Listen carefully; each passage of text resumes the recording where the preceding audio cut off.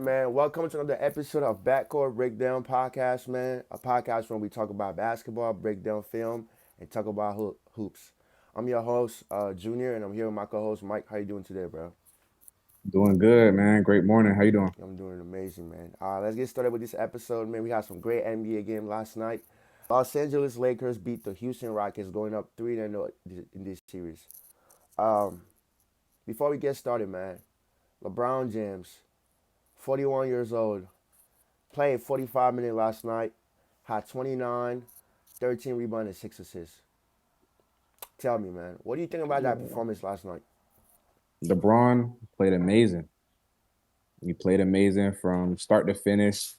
They were up for like a good amount of the game, and I was kind of in and out of the game because it was late. I was starting to fall asleep a little bit, so I remember like bits and pieces, but I seen a lot of highlights when I woke up. But like when the Rockets had came back and ended up, I think they were up what six Yeah, with like 30 seconds left or like 20 seconds left. yeah, So you would think that the game is you could end the game that way, but LeBron didn't give up. He picked up full court on Reed Reed Shepard. Shepard, yeah. He picked up, he did the back tip on Reed Shepard, swung to Kennard. Kennard swung back to him. He punt fake, hit over two people at 41 to tie the game, bring him into overtime. It's just he he do what goats, you know what I'm saying, do. You do what greats do, bro, and that's just continue to fight to the end of the game. Facts. I think LeBron James had an amazing performance yesterday. I mean, to be 41 years old and still performing the way he is performing right now is amazing. Of course, we know LeBron James can score the basketball. He can pass the needle. He can do everything you can ask him.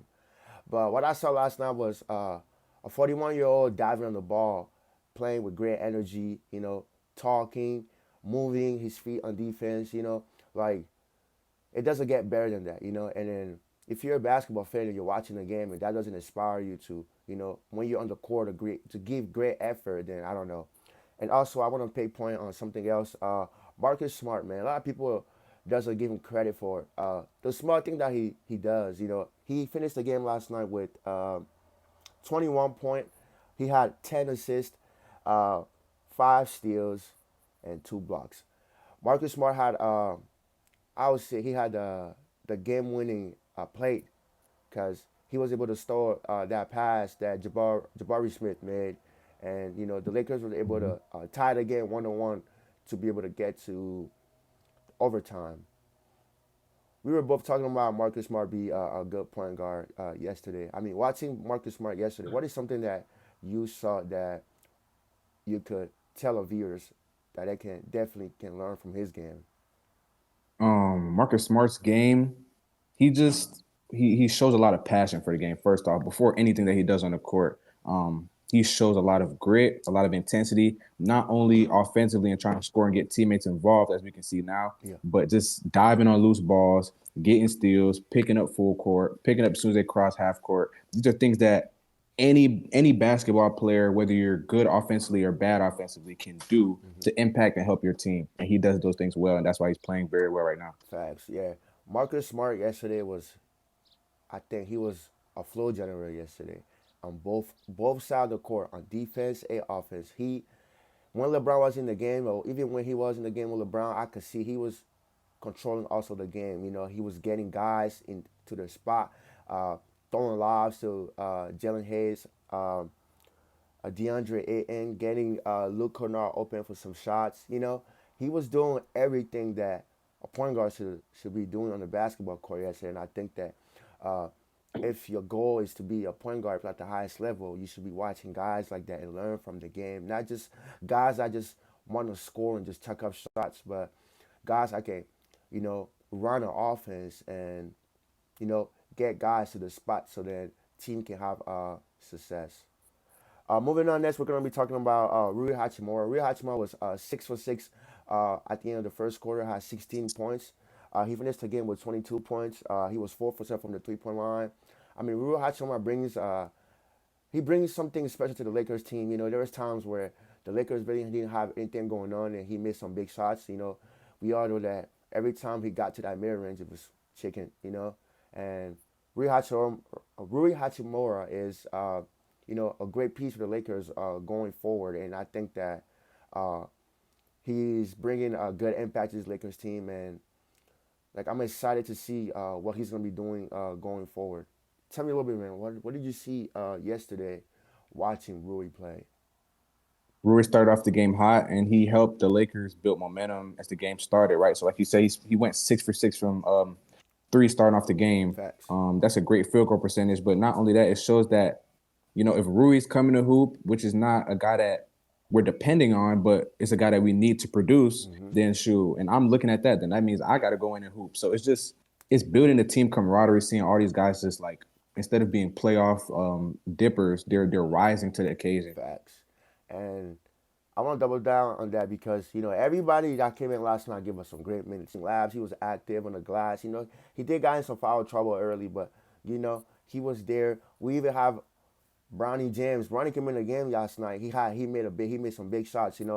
Of course, there was a great moment when we saw a father and son moment when he dashed him a screen and he knocks down the three. And we've been talking about him being more confident with his game. And then I want to ask you a question, man. When you watch Bronny James, man, what do you think is because I believe that he has all the tools to be a good NBA player. Like be a good rotation player for the Los Angeles Lakers. But what do you think? Bronny James is lacking in order to just be that man rotation for the Los Angeles Lakers. Yeah, in order for Bronny James to gain more minutes, I feel like also like what you said, he does have all the tools, right? Facts. Besides being super tall, but like other than that, I mean, he's athletic. He understands the game as much as people try to down talk the fact that he doesn't or blah blah blah. True. It's more so with him a mental thing because remember the game of basketball is actually more mental than it is, dribbling the ball. It's about how you view yourself and then how you display that on the court. So as long as he continues to get the reps in and build his confidence and understand that Yeah. he's meant for these moments, then he'll continue to produce better numbers. True. True. I mean, let's talk about that play. I mean, as a basketball player, right? You're on the court with your dad. He sets you a screen. You hit a three. The next play, he throws you a lob and you finish. Tell me, man. Watching that last night, what feeling do you get just watching that? Like Almost like a dream, bro. that's It's a some dream. man. That's It's some not realistic. Like, it's not something that's real. Like statistically, how many guys are playing at the highest level of NBA basketball with their dad on the team, and then he's throwing you lobs like, bro, it's just, man. I, it's crazy. He should have dunked that though. I ain't gonna lie. That was a. I mean LeBron. I mean Jabari Smith was right there, but he would have caught it and reversed it. Ooh, that would have been tough. I ain't gonna lie. That would have been Mhm. tough. Man, let's talk about that final play with the Houston Rocket going to overtime. You have the ball. You're up six with 40 seconds to go. How do you blow this game out?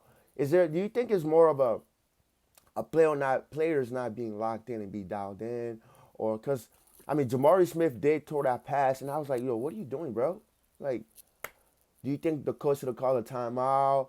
I mean, what is your thought on that last final play about the Houston Rocket? With them, it's like I said, they don't have. We spoke about this so many times. They don't have a point guard. Then they don't have somebody that can have this type of IQ to where they can make decisions in the late game because there's a lot of options. You could literally just hold the ball. Facts. Just hold the ball. They would have to foul you. Now you have free throws. Now you know what I'm saying. So it's so many different things you could do. But as an offensive player, being up to allow the defense to rush you Hmm. is the worst thing you could do, right? Yeah. As the offensive player, you control the pace. So to allow a defensive player to control what you do and Yeah. cause you to turn the ball over is just a lack of discipline. Same thing I said. Lack of discipline. And the thing is, they had four player over double digits last night.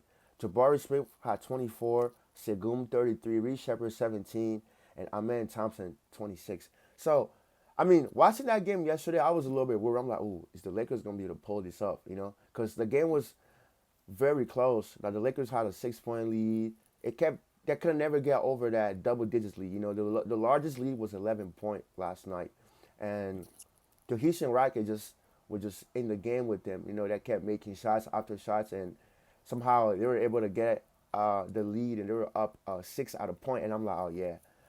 I didn't even turn my computer off. I'm like, man, the Lakers not winning tonight. We gonna be back next game. But next thing you know, I'm what's happening? Marcus Smart gets a steal. LeBron hits a a double. I don't even know how he made that. I'm like, okay, this dude is amazing. And next thing you know, we're going to overtime. And overtime comes, the Rockets didn't execute, and I think that's gonna hurt them along the way. They need to figure this out because they have a lot of good talent on the team, and for them to be, you know, not winning any games versus this Los Angeles team that only have LeBron James and this role players that are playing as at like I would say all star level right now, that should go and tell you that this organization need to really this offseason really need to figure out what they need to do moving forward.